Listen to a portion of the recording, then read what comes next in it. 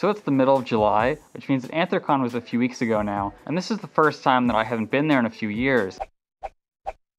There's a few different reasons for this, but there's one you probably wouldn't have guessed unless you've been closely watching the news. So you probably don't know me, but I'm Canadian. I'm from Canada, just in case the colors didn't give it away.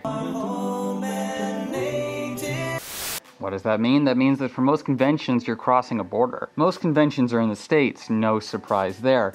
But when you're traveling internationally, there's a few things you have to keep in mind, especially when you're going to a furry convention where you're expecting things to get a little weird. I don't know about you, but I'd be pretty hesitant to go to a furry convention in Russia, for example.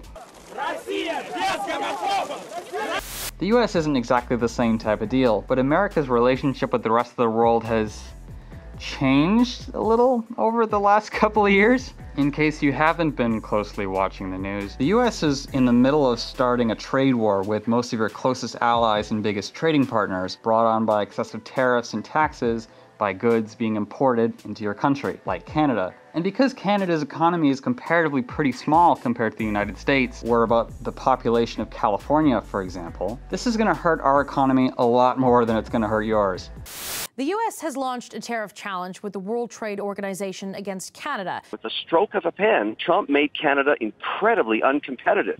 Today, we find ourselves the target of punitive tariffs on Canadian aluminum and steel. The trade dispute between the U.S. and its allies is intensifying. All of this is because of tariffs. Let me be clear.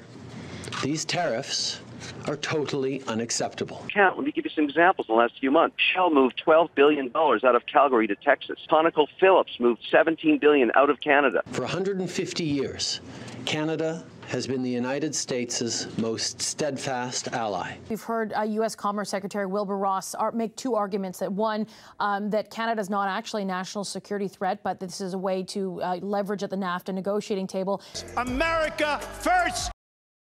This isn't just affecting Canada, this is many of your biggest trading partners. For example, China. China is a whole different can of worms there, let's not go into that. But Canada is one of the United States' closest allies and friends. So adding a bunch of tariffs to Canadian goods for national security reasons is an enormous load of shit. I'm not saying there's a whole lot that you can do about this either, especially considering this is going on YouTube and you're probably 14 and can't vote. But here's the thing, I can though. Tourism to the United States is actually an enormous industry, bringing in trillions of dollars a year and employing millions of people, both directly and indirectly.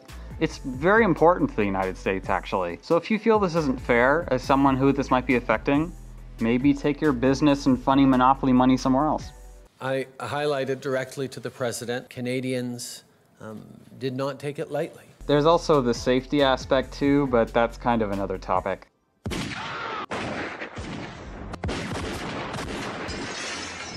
Pretty sad I have to say this, but if you're a Canadian thinking of traveling to the States for cons, maybe give that another thought.